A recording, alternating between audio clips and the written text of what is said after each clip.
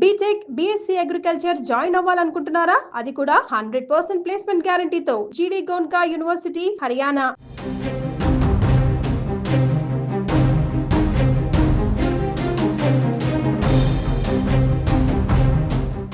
గతం కంటే ముందుగా నైరుతి ఋతుపవనాలు దేశానికి వచ్చినటువంటి సందర్భంలో అనేక ప్రాంతాలలో వర్షాలు కురుస్తున్నాయి.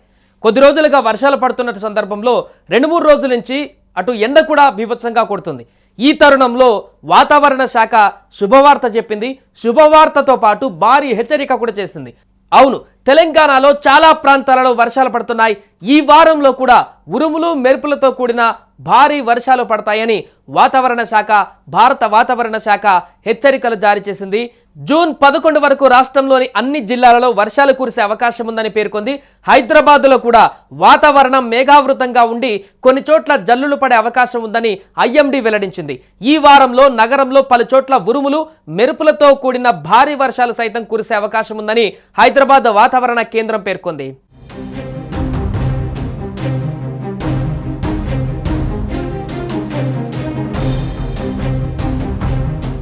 తెలంగాణలో పలు చోట్ల వర్షాలు కురుస్తుండగా మరికొన్ని చోట్ల ఎండలు మండిపోతున్నాయి. గత కొన్ని రోజులుగా నగరంలో ఎండలు చురుకుగా ఉన్నప్పటికీ ఈ వారం ఆరంభం నుండి వర్షపాతం ప్రారంభమవుతుందని వాతావరణ శాఖ అంచనా వేసింది. వర్షాల కారణంగా హైదరాబాద్లో గరిష్ట ఉష్ణోగ్రత 36 డిగ్రీల సెల్సియస్కు మించి ఉండదని తెలిపింది. శనివారం నుంచి ఆదివారం ఉదయం వరకు నగరంలో వర్షాలు నమోదు కాలేదు.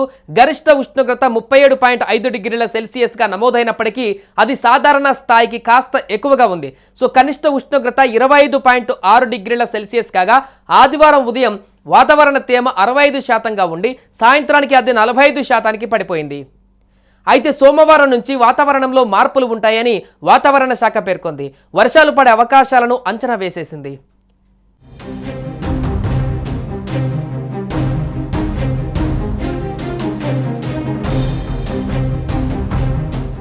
ఈ నెల 9 నుంచి 11 వరకు మేఘామృతం, వర్షాలు, ఉరుములు, ఈదురుగాలులు లేదా దుమ్ము, తుఫాన్ల అవకాశం ఉంది.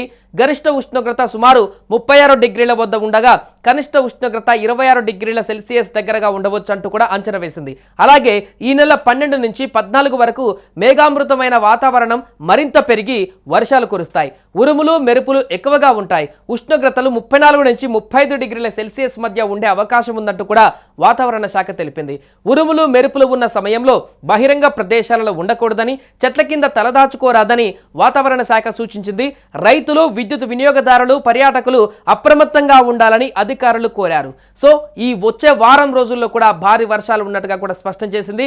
వాతావరణంలో ఈ మార్పులు రాష్ట్ర వ్యాప్తంగా వేసవి తీవ్రత నుంచి ఉపశమనం ఇవ్వనుండగా జూన్ 2వ వారంలో తెలంగాణ వ్యాప్తంగా విస్తారంగా వర్షాలు కురిసే అవకాశం ఉందంటూ కూడా వాతావరణ శాఖ స్పష్టం చేసింది.